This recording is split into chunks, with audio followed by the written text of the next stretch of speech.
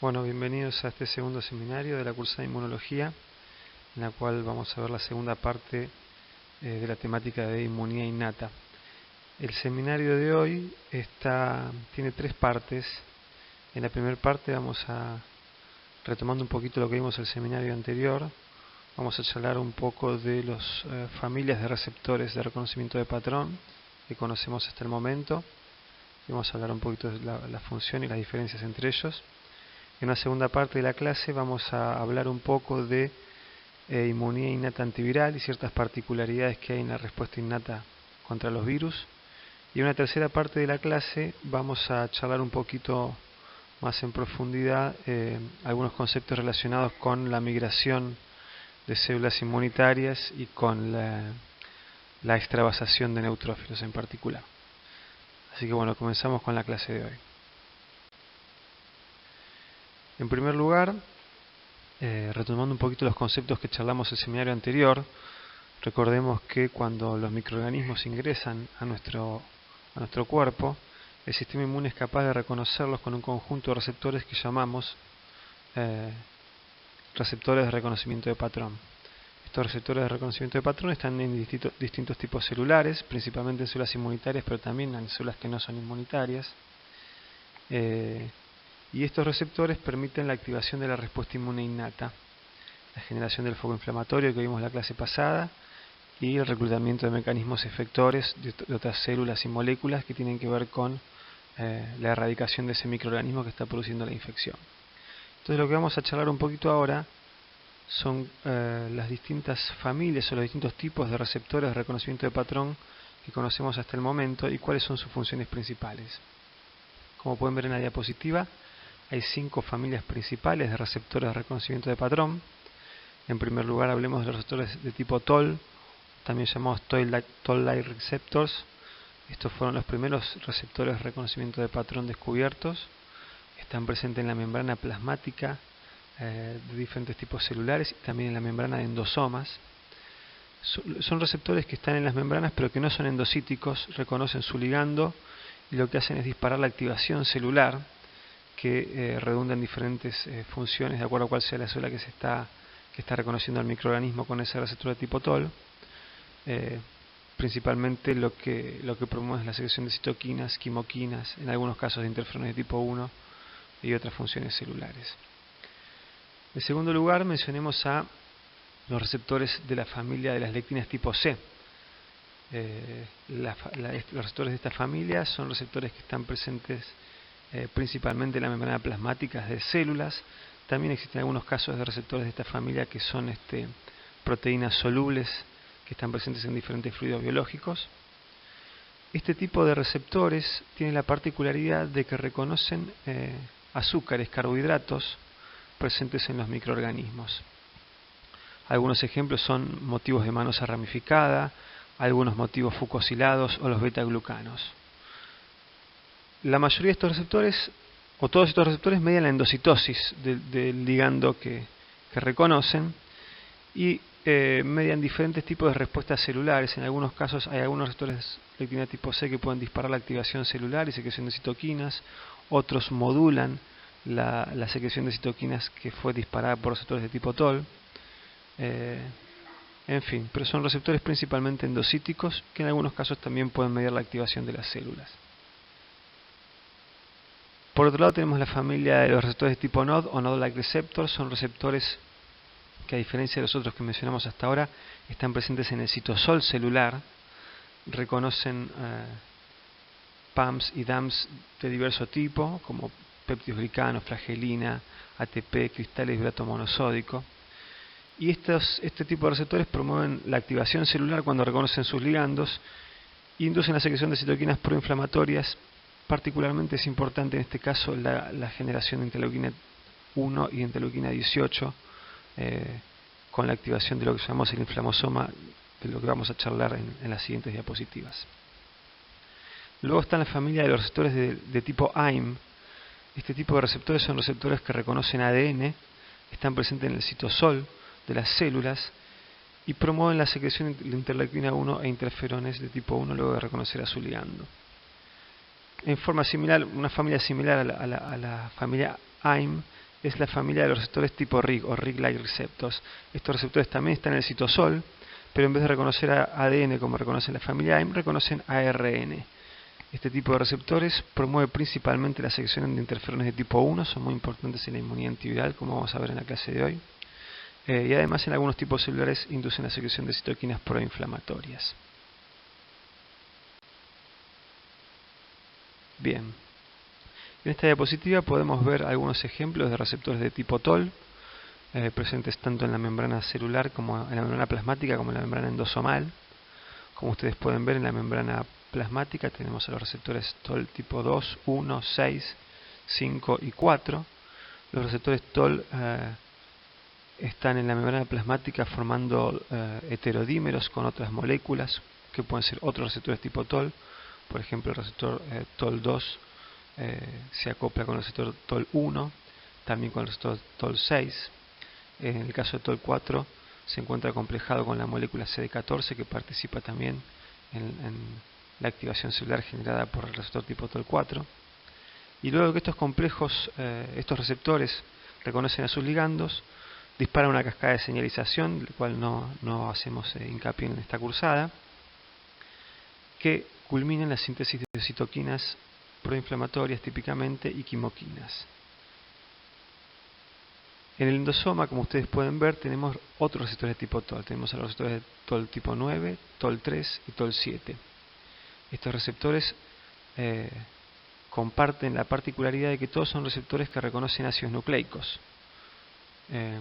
Luego de reconocer los ácidos nucleicos, estos receptores también disparan la secreción de citoquinas y quimoquinas, pero típicamente tienen más capacidad que los receptores de membrana para inducir las secreciones de interferones de tipo 1, lo cual está relacionado con la respuesta o está muy relacionado con la respuesta inmune innata antiviral.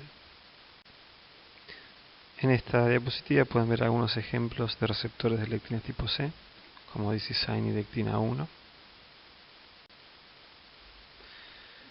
Y en esta diapositiva pueden observar los receptores citosólicos, que son los receptores de la familia NOD, los de la familia AIM y los de la familia RIG. En esta diapositiva están detectando sus ligandos y lo que hacen es inducir, como comentamos antes, la producción de interferones de tipo 1 y citoquinas proinflamatorias. Algunos receptores de reconocimiento de patrón ejercen sus funciones en el medio extracelular. Son proteínas secretadas que se encuentran en diferentes fluidos corporales. Entre ellos encontramos la colectina, de las cuales se destaca la proteína de unión amanosa o MBL, una proteína de fase aguda capaz de activar el complemento por la vía de las lectinas, y los surfactantes pulmonares SPA y SPD. La familia de las pentraxinas también son receptores de reconocimiento de patrón extracelulares. Entre ellos está la proteína C reactiva, una proteína de fase aguda. Y luego está la familia de las ficolinas LIH, las ficolinas LIH presentes en el ser humano. Todos estos receptores secretados que se encuentran en diferentes fluidos corporales se unen a hidratos de carbono presentes en microorganismos, y lo que hacen es activar el complemento e inducir la fagocitosis de sus ligandos. Bueno, ahora nos vamos a detener un poquito para charlar sobre los receptores tipo NOD, algunas particularidades de estos receptores. Estos receptores, algunos receptores tipo NOD, en forma similar a lo que hacen los receptores de la familia TOL, por ejemplo, inducen la secreción de citoquinas proinflamatorias activando el factor de transcripción NF-κB. Sin embargo, estos receptores NOD, algunos otros receptores de la familia NOD, por ejemplo el NLRP3, induce la formación de un complejo catalítico llamado inflamosoma, cuya función es la de activar a las prointerleuquinas 1 y a la prointerleuquina 18, citoquinas proinflamatorias que deben ser activadas mediante el clivaje antes de su secreción, y participan también en procesos de muerte celular inflamatoria como la piroptosis. Bien, en esta diapositiva vamos a esquematizar un poquito cómo funciona, cómo ocurre la activación de la interleuquina 1 dentro de las células y su secreción, en la cual participan los receptores de la familia de tipo NOD. En primer lugar, esta célula que está esquematizada en la diapositiva es estimulada por el EPS, el cual es reconocido por el receptor TOL4. Esto estimula la producción de un conjunto de citoquinas proinflamatorias, entre las cuales está la prointerleuquina 1. La prointerleuquina 1 aparece en el citosol de esta célula, es una proteína inactiva que no tiene actividad inflamatoria, y para que adquiera actividad inflamatoria debe ser partida o clivada en su forma activa. En paralelo a esto, aparece un ligando NOD dentro de esta célula, que es reconocido por receptores de tipo NOD, y esos receptores de tipo NOD se activan y forman un complejo con la procaspasa 1 y con la proteína ASC o ASC, y forman este complejo tan particular con forma de rueda que llamamos inflamosoma.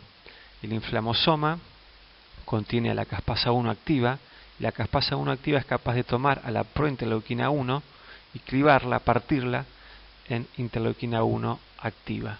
Esta citoquina luego es secretada de la célula y genera la respuesta inflamatoria.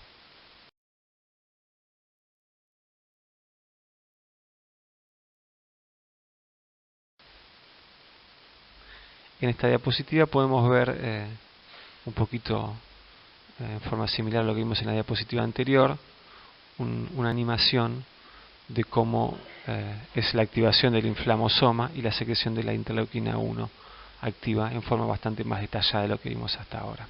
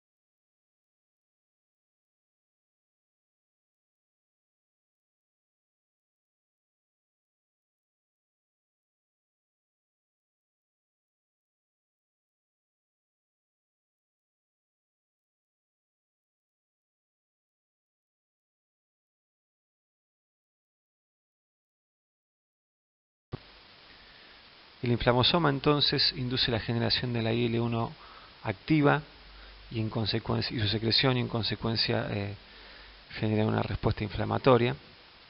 Y por otra parte contribuyen a que se detecten y se eliminen células que murieron por mecanismos líticos en el contexto de infecciones o en otro tipo de contextos.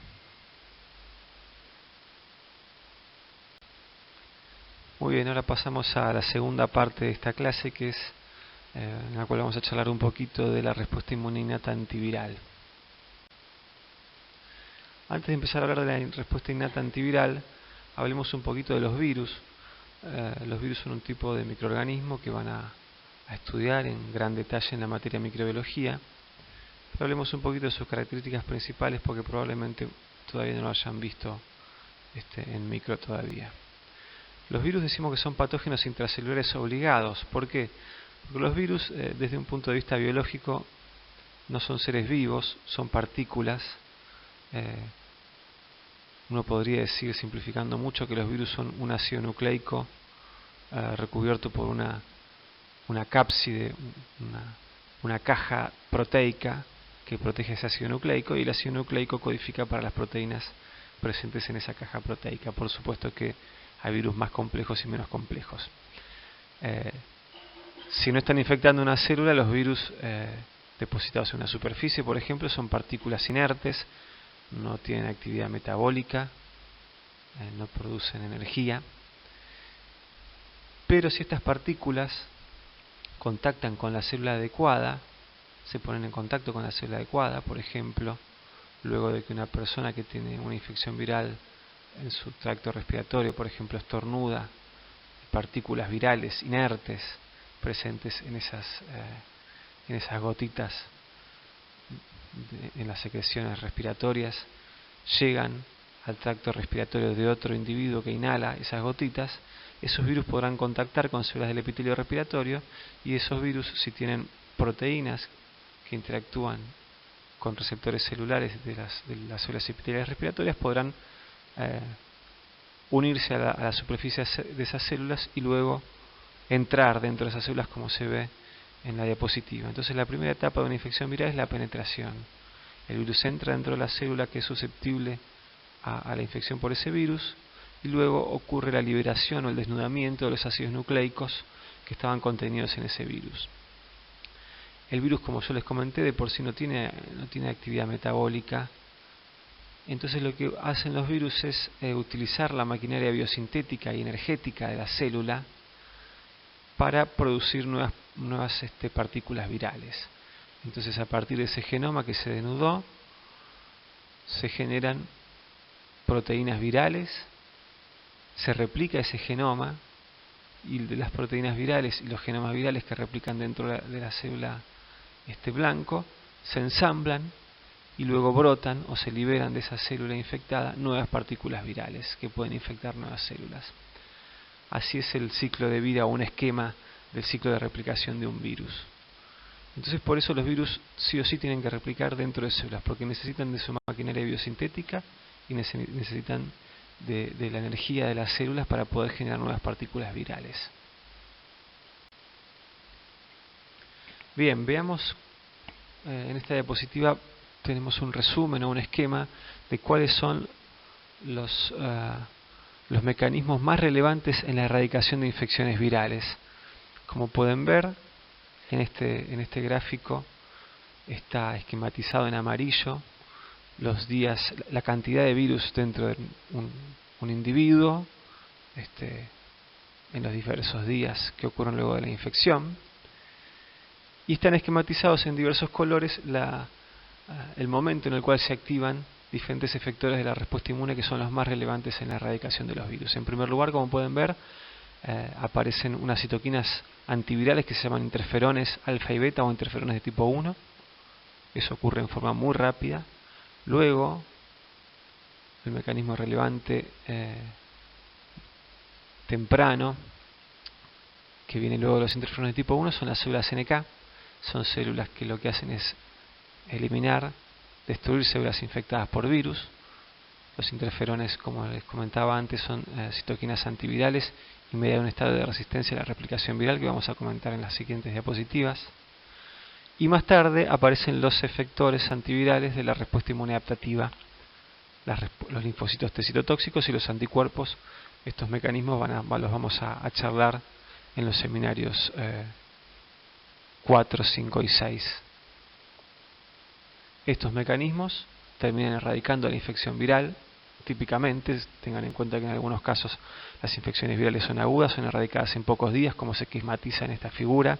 Esta figura del día 8, el virus fue eliminado del cuerpo de este individuo por los mecanismos efectores de la respuesta inmune adaptativa e innata.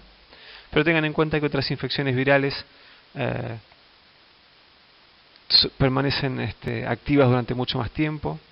Llamamos a ese tipo de infecciones crónicas, y le cuesta más a nuestro sistema inmune, tarda más nuestro sistema inmune en eliminar esos virus. Y en algunos casos los virus no pueden ser erradicados nunca por la respuesta inmune, y permanecen en el cuerpo del paciente de por vida. Luego de su ingreso a nuestro organismo, los virus son reconocidos por receptores de reconocimiento de patrón de la inmunidad innata. Tengan en cuenta que los principales PAMPs virales son sus ácidos nucleicos. ¿Sí? Los ácidos nucleicos virales pueden ser reconocidos por los receptores que se ven acá en la diapositiva, por los receptores TOL3, 7, 8 y 9, que son los receptores TOL que están en las membranas endosomales. El ARN puede ser reconocido por receptores de la familia RIG, como RIG1-MDA5, y también participan receptores de la familia NOD y de la familia AIM, como NLRP3, AIM2 y IFI16. En un primer momento, en las células infectadas, el reconocimiento de la infección viral induce las secreciones de interferones de tipo 1.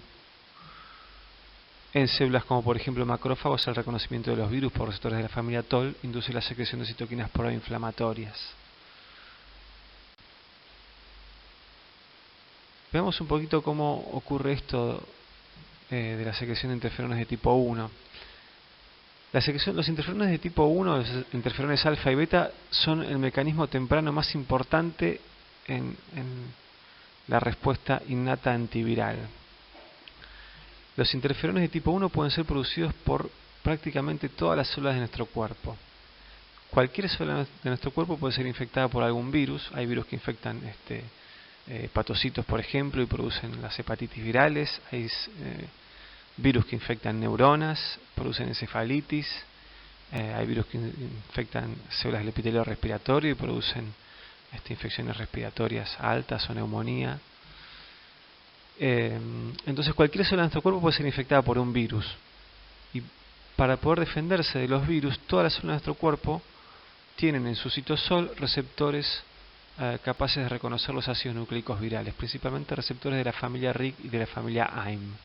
Entonces, luego de una infección viral, cualquier célula infectada es capaz de reconocer con esos receptores la presencia de los ácidos nucleicos virales en su citosol. La activación de estos receptores induce la producción y la secreción de interferones de tipo 1. Los interferones de tipo 1, producidos por la célula infectada, actúan en forma autócrina sobre la misma célula, interaccionando con su receptor, el receptor de los interferones de tipo 1 llamado IFNAR, y la interacción de los interferones con su receptor induce en esta célula infectada lo que llamamos un estado de resistencia a la replicación viral. Este estado de resistencia a la replicación viral lo vamos a describir lo vamos a describir en las siguientes diapositivas. Pero digamos ahora que tiene que ver con la aparición en la célula que es estimulada por los interferones de un conjunto de proteínas que tienen actividad antiviral, que degradan ácidos nucleicos virales, que degradan la cápside viral, que inhiben la síntesis proteica, por ejemplo, y hacen que esa célula infectada produzca menos virus que antes de estar en contacto con los interferones. Y los interferones de tipo 1 también actúan en forma parácrine con las células vecinas a la célula infectada y generan también este estado de resistencia a la replicación viral en las células vecinas.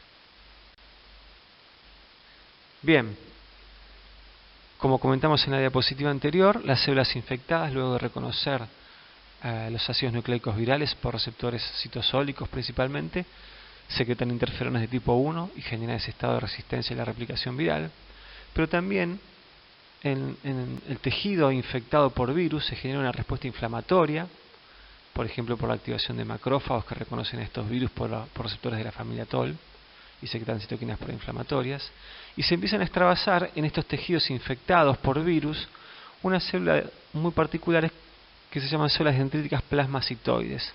Estas células dendríticas plasmacitoides llegan desde la sangre al tejido infectado por los virus, endocitan a los virus, principalmente con receptores de lectina tipo C, y llevan esos virus a sus endosomas, y los endosomas reconocen a estos virus con los receptores TOL7 y TOL9.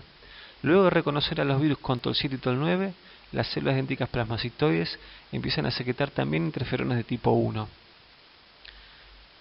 De esta forma, las células dendríticas plasmacitoides colaboran con las secreciones de interferones de tipo 1 en el tejido infectado, pero a diferencia de las células infectadas, las plasmacitoides pueden producir muchísimas mayores cantidades de interferones de tipo 1, hasta 1000 veces más interferones de tipo 1 que una célula infectada, que una célula parenquimatosa.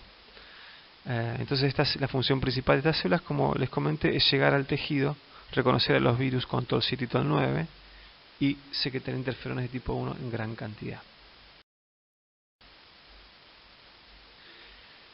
Digamos dos o tres cositas de estas células dendríticas plasmacitoides. Como les comenté, son relevantes en las infecciones virales. En la sangre son un conjunto una fracción muy pequeña de las células de los leucocitos de la sangre.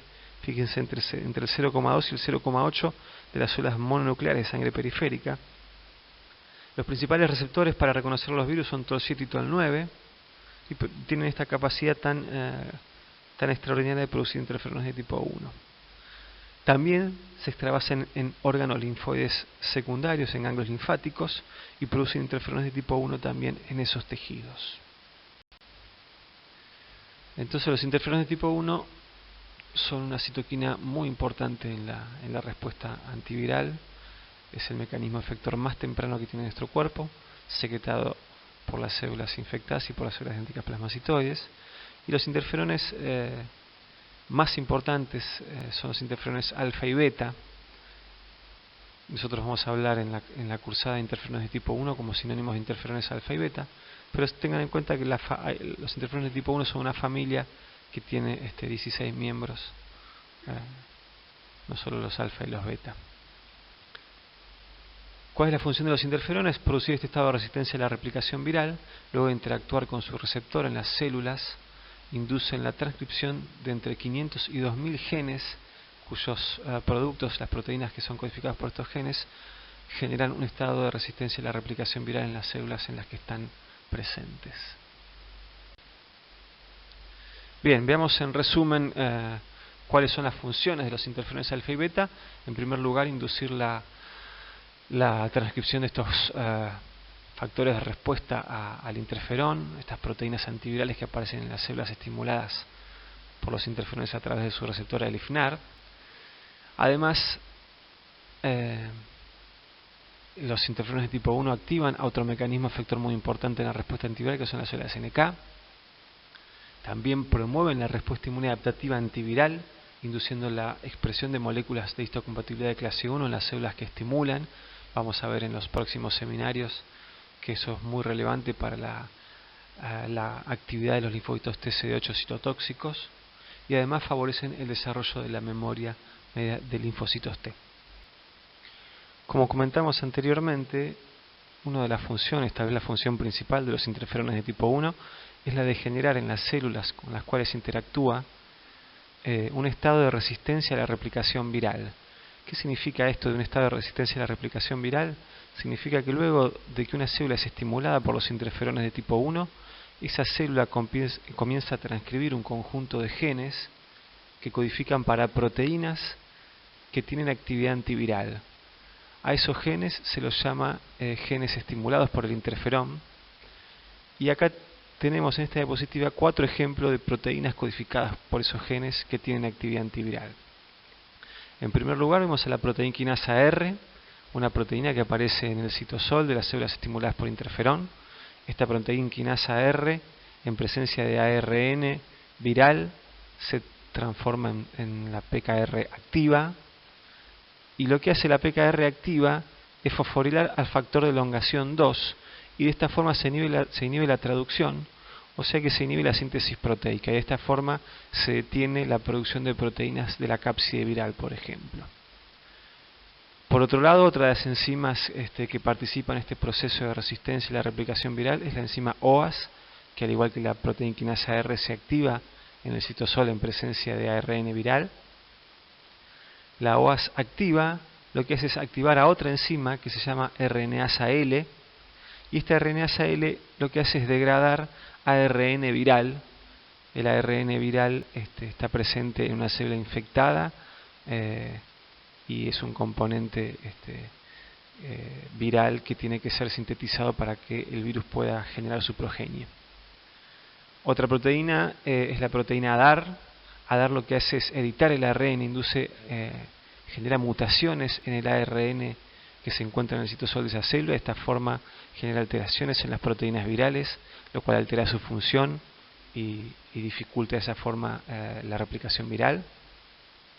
Y otro conjunto de proteínas que aparecen luego de que una célula es estimulada por el interferón son las GTPasas de la familia MX. Estas GTPasas interrumpen la replicación viral interactuando con proteínas de la cápside y alterando el correcto ensamblado de los viriones dentro de la célula infectada. Estos que mencionamos son solamente 4 ejemplos de proteínas que aparecen luego de que una célula es estimulada por los interferones. Tengan en cuenta que pueden ser son más de 300 los genes estimulados por el interferón. O sea, hay muchísimas proteínas actuando de esta forma, inhibiendo la síntesis, la replicación viral dentro de una célula estimulada por los interferones. La presencia de este conjunto enorme de proteínas antivirales es lo que genera en un tejido ese estado de resistencia a la replicación viral.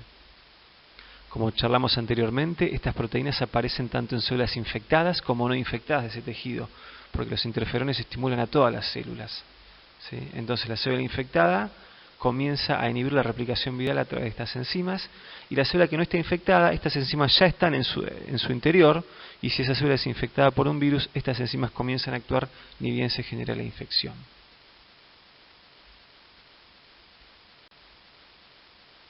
Bien, ahora vamos a seguir con otra de las funciones de los interferones de tipo 1, que es el incremento en la expresión de moléculas de clase 1. En esta diapositiva ven un pequeño detalle estructural de cómo son las moléculas de histocompatibilidad de clase 1. Las moléculas de histocompatibilidad de clase 1 son moléculas involucradas en la inmunidad adaptativa, son muy relevantes en la inmunidad adaptativa antiviral. Vamos a ver en detalle su función en el seminario que viene y en el otro. Y lo que hacen estas moléculas de histocompatibilidad de clase 1 están presentes en todas las células del organismo, y cuando una célula del organismo es infectada por un virus, la inmunidad adaptativa, una de las funciones antivirales de la inmunidad adaptativa es eliminar a la célula infectada, inducir su apoptosis y de esta forma elimina una célula productora de virus en un tejido. Esta función es llevada adelante por los linfocitos TCD8 citotóxicos, y la forma en que los TCD8 citotóxicos reconocen a una célula infectada por un virus es reconociendo las moléculas de histocompatibilidad de clase 1 presentes en la célula infectada, y estas moléculas de clase 1 en la célula infectada están mostrando péptidos virales. Esto que acabo de contar lo vamos a ver bien en detalle a partir del seminario que viene. Pero tengan en cuenta, en cuanto a la actividad del interferón, que los interferones al actuar sobre una célula inducen un aumento en la expresión de estas moléculas, con lo cual favorecen la respuesta inmune adaptativa antiviral. Muy bien, ahora vamos a hablar del segundo mecanismo de la inmunidad innata antiviral que habíamos mencionado más adelante. Habíamos dicho que íbamos a charlar de 2 mecanismos de la inmunidad innata antiviral, uno los interferones, el segundo las células NK o células natural killer. Las células natural killer son células que morfológicamente son indistinguibles de los linfocitos en un frotis.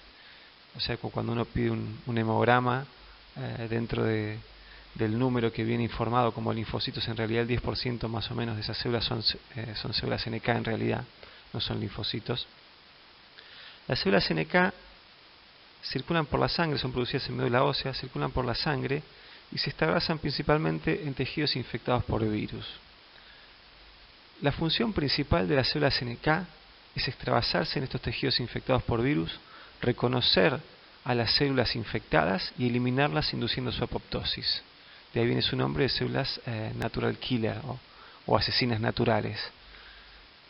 Su función es principalmente antiviral, si bien ahora vamos a charlar que también están involucradas en la defensa contra otros tipos de microorganismos, pero fíjense, en la diapositiva se pueden ver los escasos casos que han sido descritos en la bibliografía de pacientes que tenían deficiencias absolutas o deficiencias funcionales de células NK. Al ser pacientes que no tienen células NK o que sus células NK no funcionan, nos resulta ilustrativo para ver cuál es el defecto que tienen en su respuesta inmune. Ahí tienen 6 casos en cada uno de los tipos de deficiencias y los microorganismos que infectaron a esos pacientes. Como pueden ver, la gran mayoría de esos microorganismos son virus. BZM es el virus varicela zoster, el CMV es el citomegalovirus y el HCV es el virus herpes simplex.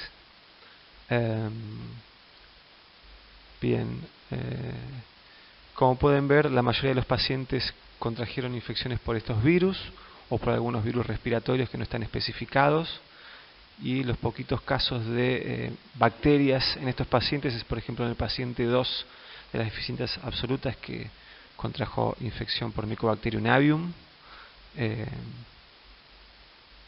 y nada más. El resto fueron todas infecciones virales. Esto nos permite ilustrar que evidentemente la función principal de las células NK es la de mediar la inmunidad antiviral. Bien, sin embargo no es la única función que cumplen las células NK. También se ha visto que en diferentes bacterias, infecciones bacterianas, infecciones parasitarias, sobre todo cuando las bacterias y los parásitos son de replicación intracelular, las células NK juegan un rol en este tipo de infecciones y también son muy importantes en la respuesta antitumoral. Vamos a ver en un teórico que el sistema inmune también hace frente a los tumores y elimina células tumorales, y las NK son muy importantes en este sentido. ¿Cómo hacen las células NK para reconocer que una célula está infectada y la tienen que matar, o que una célula es tumoral y la tiene que matar?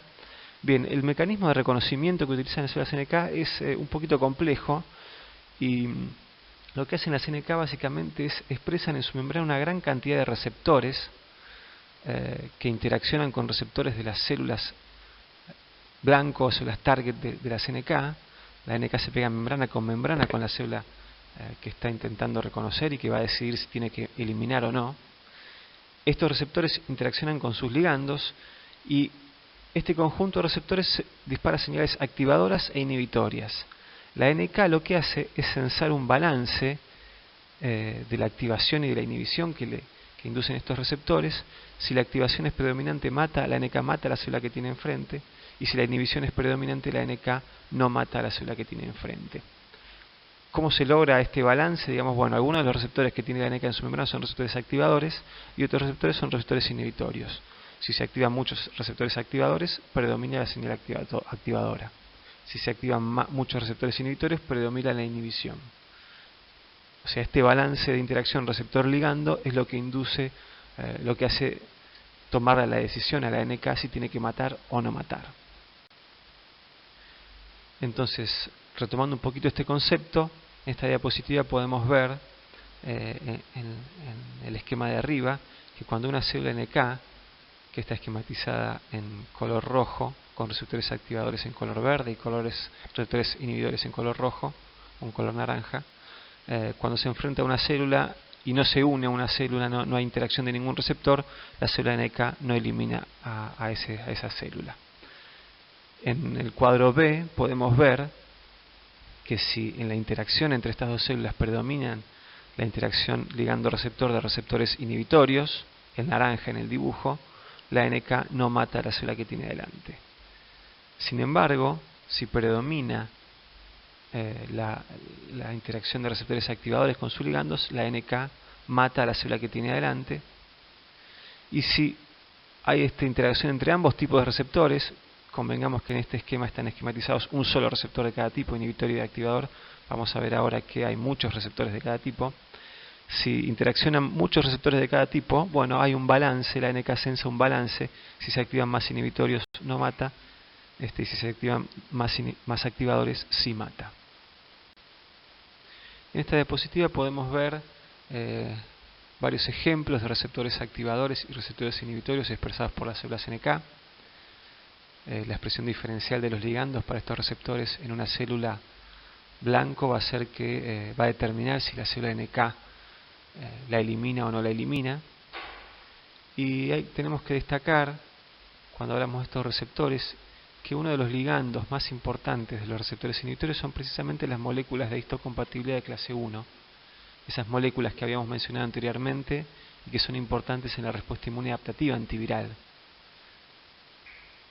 ¿Por qué las células NK, o por qué uno podría interpretar que las células NK reconocen como un importante ligando inhibitorio a las moléculas de clase 1? Bueno, hay muchos virus que como mecanismo de escape a la respuesta inmune adaptativa antiviral inducen la disminución de la expresión de esta molécula en la membrana de las células que infectan. De esta forma intentan escapar a la acción de los linfocitos T citotóxicos. Las NK son importantes en este sentido porque podrían censar a las células que han disminuido la expresión de moléculas de clase 1, disminuyendo de esta forma las señales inhibitorias que reciben las NK, y eliminar a esas células, interpretando que esas células están infectadas por virus que están disminuyendo la expresión de este tipo de moléculas en su membrana. Muy bien, y sepan que las células NK además tienen otra forma de reconocer a las células que tienen que matar o no matar. Y esta forma depende del reconocimiento por anticuerpos. ¿Qué son los anticuerpos? Lo vamos a ver un poquito, son un elemento de la inmunidad adaptativa, los anticuerpos, lo vamos a ver en los seminarios que siguen, pero sepan que en algunos casos, sobre todo en las infecciones virales, las células infectadas por virus expresan proteínas virales en la membrana, y si se generan anticuerpos capaces de reconocer, por parte de la inmunidad adaptativa, capaces de reconocer estas proteínas virales, como ocurre en el primer dibujo de esta diapositiva, las células NK pueden reconocer que una célula está opsonizada por anticuerpos a través de un receptor que se llama CD16 o receptor para el fragmento Fc de la inmunoglobulina G de tipo 3, y luego de reconocer a una célula opsonizada por anticuerpos, la célula NK, esto genera una señal activadora muy fuerte en la célula NK, y típicamente la célula que está opsonizada por anticuerpos, por más que exprese un montón de ligandos de receptores inhibitorios, esto de todas formas la NK mata a esa célula porque la señal activadora del CD16 es muy potente. Entonces este tipo de reconocimiento a través de anticuerpos que están opsonizando a la célula infectada por virus lo llamamos citotoxicidad celular dependiente de anticuerpos, o mejor dicho, es una forma de citotoxicidad celular dependiente de anticuerpos. Vamos a ver otras formas de esta actividad de los anticuerpos cuando hablemos de anticuerpos, pero tengan en cuenta que la NK mata por citotoxicidad celular dependiente de anticuerpos, reconociendo a una célula infectada y opsonizada.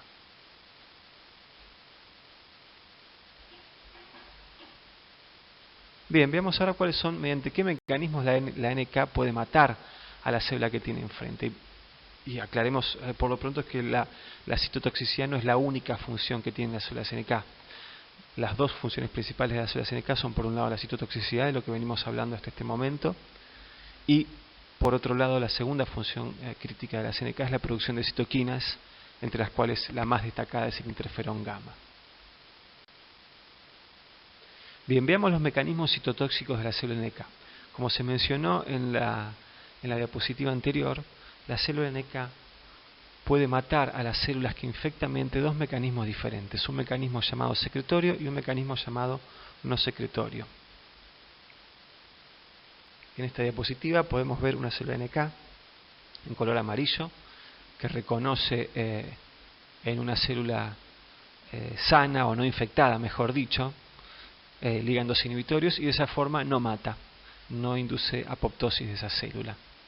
A la derecha podemos ver un esquema similar, pero en este caso la célula NK reconoce en este balance de inhibición y activación, reconoce más señales activadoras, entonces la NK decide, entre comillas, matar a esta célula que tiene adelante porque interpreta que es una célula infectada por un virus. Y los mecanismos que tiene para matar a estas células son dos tipos de mecanismos, los mecanismos que llamamos secretorios y mecanismos no secretorios. El mecanismo no secretorio tiene que ver con la expresión en la membrana de la célula NK de una molécula que se llama Fas ligando. Fas ligando interacciona con la molécula Fas, que es una molécula de membrana presente en la célula infectada, y eso induce la apoptosis en la célula blanco. Y otro mecanismo que tiene la NK para inducir la apoptosis es mediante la secreción de un conjunto de moléculas que llamamos perforinas y granzimas, y estas moléculas son secretadas por la NK y endocitadas por la célula blanco, y luego estas moléculas secretadas inducen la apoptosis de la célula blanco. Acá podemos ver en más detalle estos mecanismos. En los esquemas de arriba ven una célula NK matando por el mecanismo no secretorio, utilizando Fas ligando. Fas ligando es una molécula expresada por la célula NK activada, y Fas es una molécula expresada por las células blanco, es una molécula expresada en forma de monómero en la célula blanco, y cuando estos monómeros de Fas interaccionan con Fas ligando se trimerizan, como pueden ver en el esquema del medio. Y esta trimerización de Fas ligando en la superficie de la célula blanco induce la activación de las caspasas y la muerte mediante apoptosis. En el esquema de abajo pueden ver en detalle el mecanismo secretorio de inducción de la apoptosis que utiliza la célula NK. La célula NK secreta, luego de interaccionar membrana con membrana y de recibir las señales activadoras, la NK secreta dos proteínas, las perforinas y las granzimas. Estas proteínas son tomadas, endocitadas por la célula blanco, y dentro de los endosomas de la célula blanco, las perforinas, como puede verse, se oligomerizan formando un poro que se inserta en la membrana del endosoma, y este poro permite la salida de las granzimas del interior del endosoma a el citosol celular. Cuando la granzima llega al citosol celular, activa las caspasas apoptóticas e induce la apoptosis de la célula blanco. Bien, hasta ahora entonces señalamos que las células NK tienen dos funciones principales, que son la de inducir apoptosis y la de secretar citoquinas. Bien, digamos ahora que las células NK de nuestro cuerpo no son todas iguales. Tenemos dos tipos de células NK circulando en nuestro cuerpo. Hay el conjunto de células NK que son mayoritarias en sangre, que representan el 90% de las NK de la sangre. Son las células NK cuya función principal es la de inducir apoptosis. A estas células NK las identificamos por su alta expresión de CD16 en la membrana y su baja expresión de CD56. CD16 recordarán que es el receptor para la porción FC de los anticuerpos, de la inmunoglobulina G, mejor dicho, y es un receptor muy relacionado con la inducción de apoptosis. Recuerden que cuando 16 reconoce una célula anticuerpos opsonizando una célula, induce la degranulación de la NK y la actividad citolítica de la NK. Entonces recuerden que la población que tiene mucho de células NK que tiene mucho CD16 en su membrana es la población de células NK que tienen gran capacidad de inducir apoptosis. Esta población de células NK, que llamamos CD56-DIM, CD16 bright, por su baja expresión de CD56 y su alta expresión de CD16, a su vez tiene una baja capacidad de producir citoquinas. La contraparte, el otro conjunto de células NK, que representan el 10% de las células en sangre periférica, son las células NK que llamamos CD56 bright y CD16 DIM, porque tienen mucho CD56 en su membrana y poco CD16. Estas células NK tienen baja capacidad de inducir apoptosis, pero tienen alta capacidad de secretar citoquinas, sobre todo el interferón gamma. La función más importante de este segundo tipo de células NK es sobre todo la modulación de la respuesta inmune adaptativa mediante la secreción de citoquinas. Una diferencia importante entre estos dos tipos celulares es dónde ejercen sus funciones. A las células NK, CD16 bright, CD56 DIM, podemos encontrarlas principalmente en la sangre y en los tejidos periféricos y en las mucosas, principalmente en los tejidos infectados donde hay infecciones virales. En estos tejidos, como dijimos, inducen apoptosis de las células infectadas. Y las células NK56 Bright 16 DIM están en la sangre en menor proporción que el otro subtipo, y también se encuentran en gran proporción en los órganos linfoides secundarios. Vamos a ver en la clase que viene que en esos órganos es donde se activa la respuesta inmune adaptativa, y ahí juegan un rol muy importante las células NK56 Bright, produciendo citoquinas y modulando la activación de la respuesta inmune adaptativa. Vamos a charlar un poco más de esto en la clase que viene y en la siguiente. Muy bien, entonces resumiendo un poco, cuando se produce una infección viral, acá tenemos en este esquema un epitelio que ha sido infectado por un virus, cosa que puede pasar, por ejemplo, una infección respiratoria y en un epitelio respiratorio. El virus ha entrado en unas células respiratorias. En esas células del epitelio respiratorio el virus está siendo reconocido por receptores de reconocimiento de patrón de tipo RIG1. Recuerden, es muy importante esto, que los virus son patógenos intracelulares obligados, pero eso no significa que están todo el tiempo adentro de células. Los virus, luego de infectar una célula, brotan o salen de esa célula infectada por diferentes mecanismos, salen al medio extracelular y buscan nuevas células para infectar. Cuando están en el medio extracelular, los virus pueden ser reconocidos por células del sistema inmune que no necesariamente sean blanco de la infección por este virus. Por ejemplo, en la diapositiva, este virus está siendo reconocido por un macrófago, por lectinas tipo C de un macrófago, y es endocitado, y en los endosomas es reconocido por receptores de la familia TOL. Entonces, en esta infección viral tenemos en un primer momento el reconocimiento por la célula infectada. Esto induce las secreciones de interferones de tipo 1, y el reconocimiento por macrófagos, que induce la secreción de citoquinas proinflamatorias y citoquinas como la IL-12, que tienen que ver con la modulación de la respuesta inmune adaptativa. Luego llegan a este tejido infectado por virus células dendríticas plasmacitoides. La dendrítica plasmacitoide, recordemos que tiene la capacidad de endocitar este virus, llevar el virus a sus endosomas, y en los endosomas reconocer la presencia de estos virus por los receptores TOL7 y TOL9. De esta forma, las células dendríticas plasmacitoides participan en las secreciones de interferones de tipo 1. Recordemos que estas células secretan muchísimo más cantidades de interferones de tipo 1 que las células infectadas. Y llegan también a este tejido infectado por virus células NK. Las células NK interaccionan con las células del tejido, buscando identificar a cuáles de estas células están infectadas. Cuando en alguna de esas células, las células NK sensan una mayor cantidad de ligandos activadores y menor cantidad de ligandos inhibitorios, las NK deciden o interpretan que esa célula está infectada por virus y la eliminan, induciendo su apoptosis por los mecanismos secretorios y no secretorios. Recordemos también que las células NK secretan citoquinas, entre ellos el interferón gamma. Estas citoquinas son secretadas en el tejido infectado, pero principalmente en los ganglios linfáticos por las células NK CD56 Bright.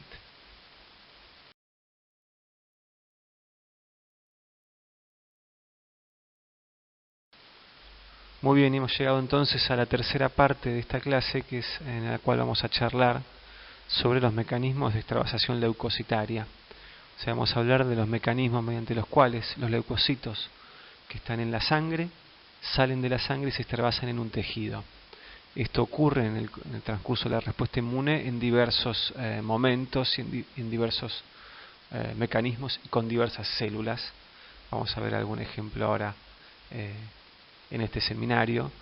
Pero bueno, la migración de los diferentes leucocitos en el contexto de la respuesta inmune lo vamos a ir viendo a medida que vamos desarrollando la respuesta inmune en los diferentes seminarios. Acá vamos a ver algunos conceptos generales de este mecanismo.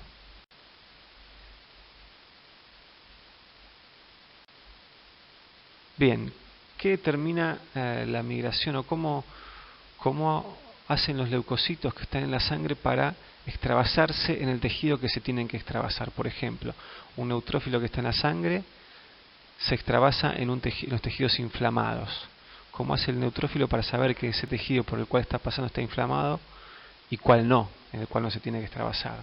O por ejemplo, los linfocitos vírgenes se extravasan en los ganglios linfáticos. ¿Cómo hace un linfocito virgen para saber que, cuando va por la sangre, para saber qué está pasando en ese momento por un ganglio linfático y se tiene que extravasar ahí? Bueno, eso es lo que vamos a ver en brevemente en estas diapositivas. Básicamente lo que reconocen estas células son un patrón son la expresión de moléculas de adhesión en el endotelio y el patrón de expresión de quimoquinas en ese endotelio. Esas moléculas de adhesión y esas quimoquinas presentes en el endotelio le permiten a un leucocito saber, entre comillas, o entender que se tiene que extravasar en ese tejido. Veamos un poquito cómo funciona esto. En esta diapositiva podemos observar el conjunto de familias de moléculas de adhesión que participan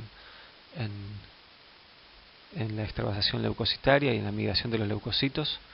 La familia de las selectinas, la familia de las cialomocinas, la familia de las integrinas, la familia de la superfamilia de las inmunoglobulinas y las caderinas. Como se puede observar en el esquema, las moléculas pertenecientes a estas diferentes familias se pueden interaccionar entre moléculas de la misma familia en interacciones que llamamos homofílicas, o pueden interaccionar moléculas de una familia con moléculas de otra familia en interacciones que llamamos heterofílicas. En el caso de las integrinas, tenemos que destacar que estas moléculas pueden tener una distinta afinidad por sus ligandos de acuerdo a su estado de activación. ¿Qué significa esto?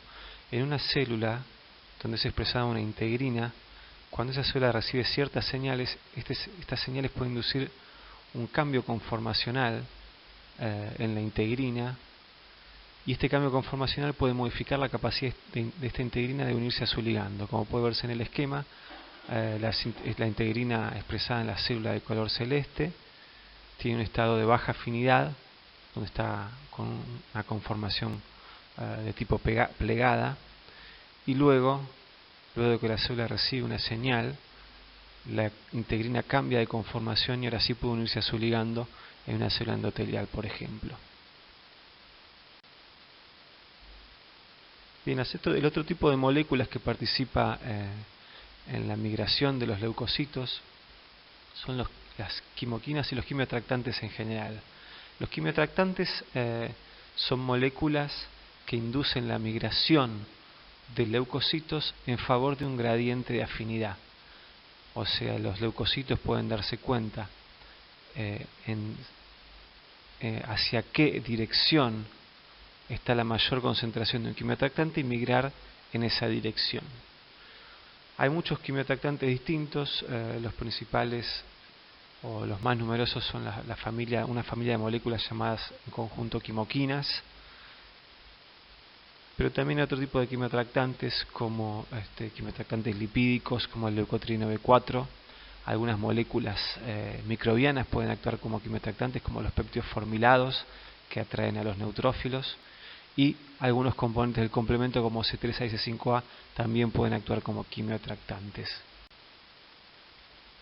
En esta diapositiva pueden ver esquemáticamente, o un cuadro mejor dicho, de la familia de las quimoquinas. Como pueden ver, las quimoquinas son muchas y los receptores y las células en las cuales se expresan receptores para estas quimoquinas son diversas. No tienen que conocer obviamente esta lista de quimoquinas y sus receptores y sus dos nombres, sino que la idea de esta diapositiva es ilustrar un poquito cuán complejo es la red de quimoquinas y sus ligandos, y cómo con esta red de quimoquinas y sus ligandos y sus receptores, mejor dicho, expresados en diferentes tipos celulares, es posible coordinar la migración de los leucocitos por los diferentes tejidos del cuerpo.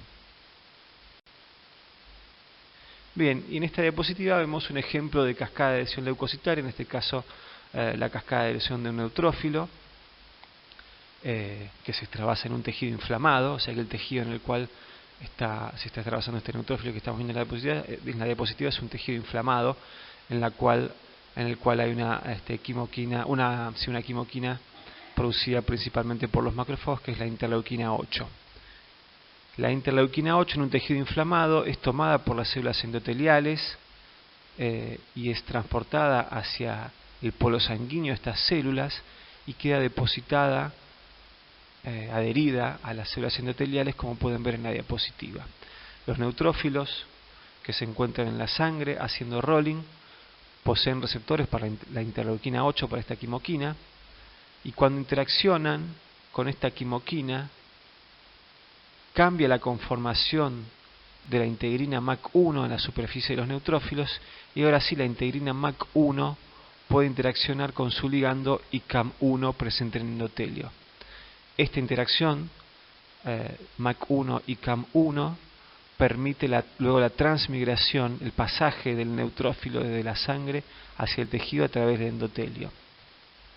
Entonces fíjense que el neutrófilo estaba adherido, antes de reconocer el AIH, estaba adherido en forma lábil o inestable a ese endotelio, principalmente por interacción de selectinas con sus ligandos, con cialomucinas, pero luego de interaccionar con la IL-8 ocurre el cambio conformacional de las integrinas, en este caso de MAC1, y eso permite la interacción con su ligando ICAM1, una molécula de la superfamilia de las inmunoglobulinas, y esta adhesión ya es una adhesión estable.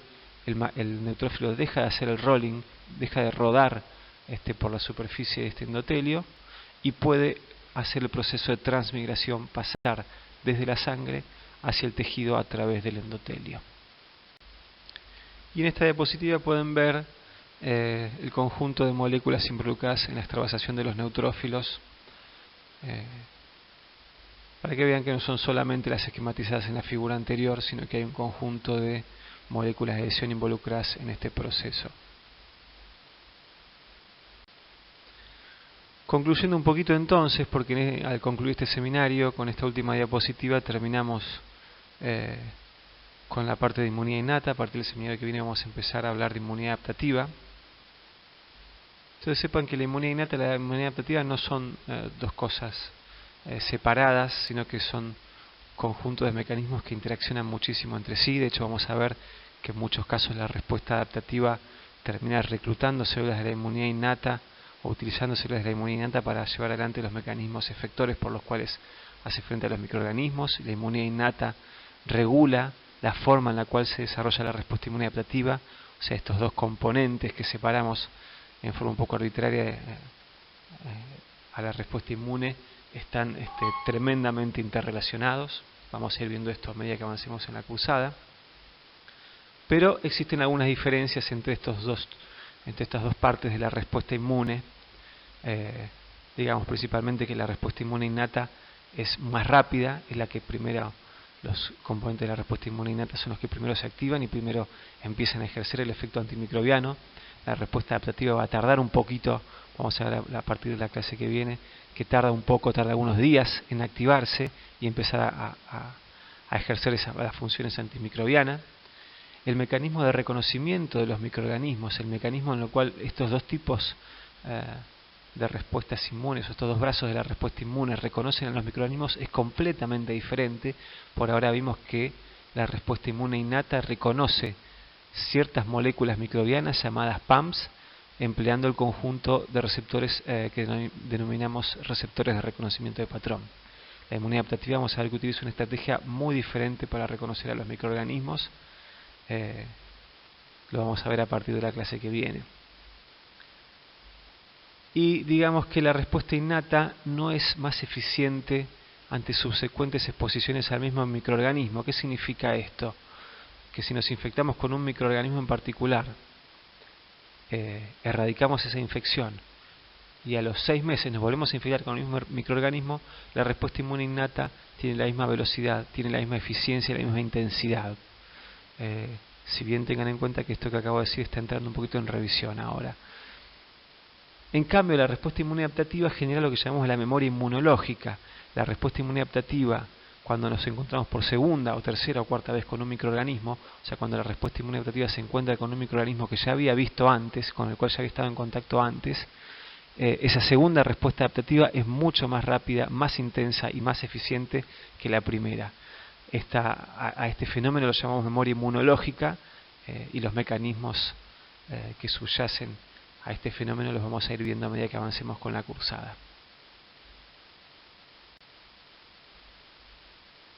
Muchas gracias.